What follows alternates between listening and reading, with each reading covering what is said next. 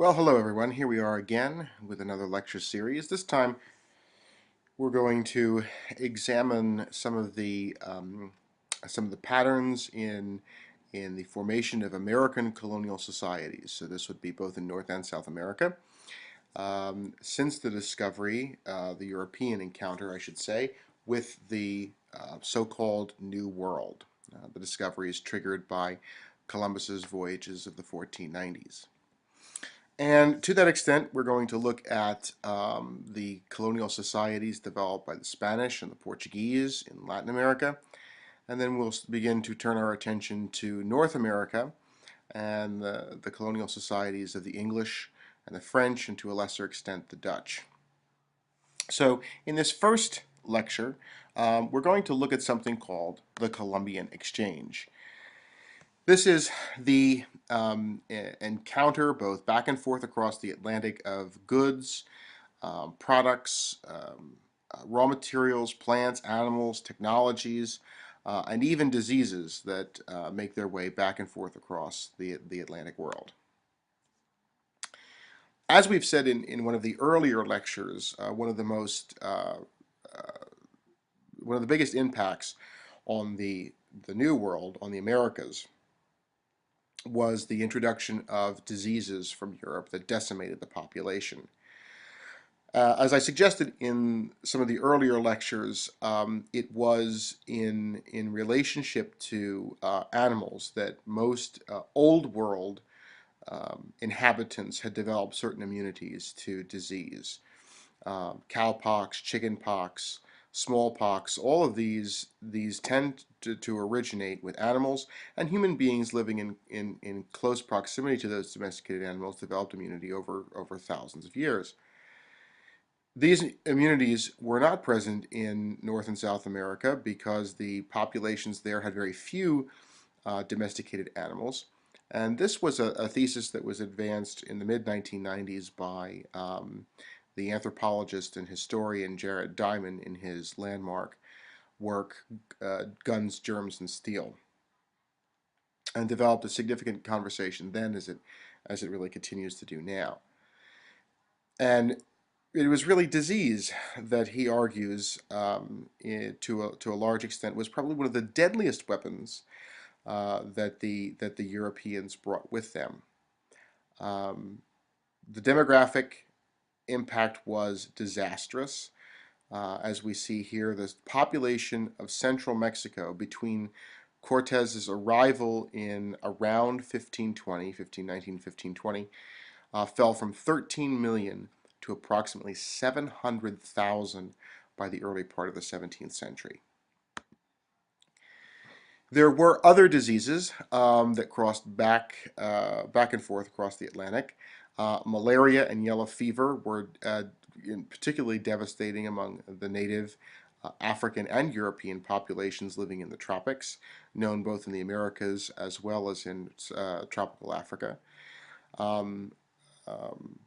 Another disease that originates, well, some biohistorians, medical historians, believe that there are strains of syphilis that are indigenous to the New World, or excuse me, that are indigenous to the Old World, particularly parts of tropical Africa that had been made their way north. It's a little difficult, but syphilis is one disease that historically was attributed to the New World and made its way back to Europe, and then became a rather debilitating disease there. Uh, but in all, though, these diseases were impactful not only in the Spanish and Portuguese regions of colonization, but also in the French and British colonial area in North America. And it was really, in many ways, this decrease in the native population that allowed for very fragile, very early European settlements to take hold and to thrive without constant attack from aggressive native populations. Many old world crops made their way to the Americas. Europeans introduced a number of them: wheat, olives, grapes, were not native, were not domesticated in the New World, and so had a major impact on the climate of the New World, the ecology of the New World. Also, things like bananas and coconuts, sugarcane in particular, came from Africa. Sugar had already been was developed on plantations in Spanish and Portuguese islands off the coast of Africa. There were also islands in the Mediterranean, Crete and Cyprus, where sugarcane plantations had taken hold. But this would be introduced in large scale in the Caribbean and in the northern part of South America. Sometimes the natives adopted these food staples, but in the most part, it was the cash crops, things like sugarcane, um, and others that would be adopted, like rice and indigo, really served as kind of a cash crop. Not many folks would eat them in the New World, but rice was very important on board ships for sailors to supplement their diet, and indigo was, of course, a purple dye.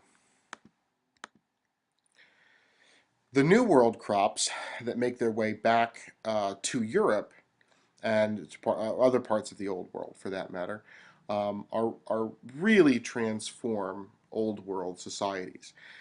Things like maize or Indian corn, potatoes probably more than any other, because potatoes can be grown in really, really marginal land, land that's not really good for corn or good for wheat, for that matter, can grow potatoes. And a very small plot of land can sustain potatoes and a fair number of subsistence for a family to live, even on some of the smallest of plots. This will be increasingly true in the more marginal parts of Europe, in North Germany, for instance, and so shall we say, somewhat ominously, in Ireland, where potatoes will become, in the western part of Ireland, the poor part of Ireland, will become almost entirely a monoculture. This will prove disastrous in the 1840s. Other crops, including beans and squash, tomatoes.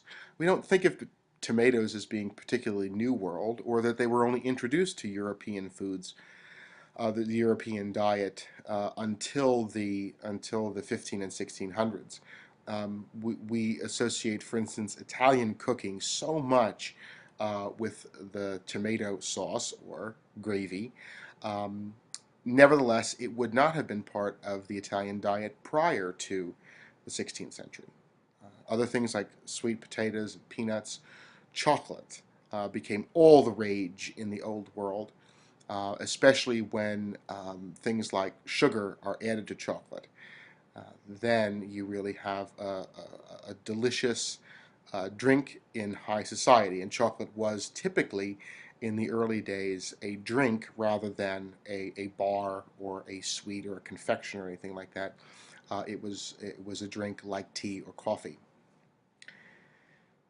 Also, as we've mentioned before, tobacco and cotton become really important cash crops that will allow these colonial societies to grow and thrive.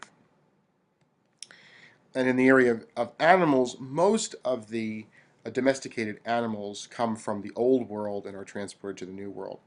And again, these also have a dramatic and in some cases devastating impact on the ecology of the New World. Many natives of the Americas who farmed would find that their farms were virtually wiped out as ranching in particular became important in, let's say, in Spanish colonies of northern Mexico and what is now the southwestern part of the United States. Cattle, pigs, horses, sheep, all introduced by Europeans. And as we said, the grazing of these animals, of the cattle and the horses, or excuse me, the cattle and the sheep, were particularly devastating to native agriculturalists. The horse, in some ways, it transforms many native tribes that had hitherto simply been largely sedentary populations. When we think of the tribes of the Great Plains of North America, the sort of the horseback tribes like the Sioux, um, prior to 1500 were not horsemen.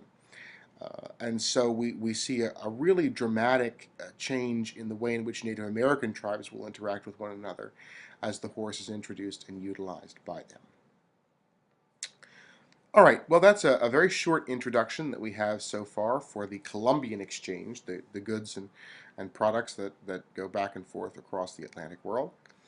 Um, and what we will look at in the next portion of the lecture series will be the Latin American colonies and how those societies were developed. So for the time being, thank you very much for listening.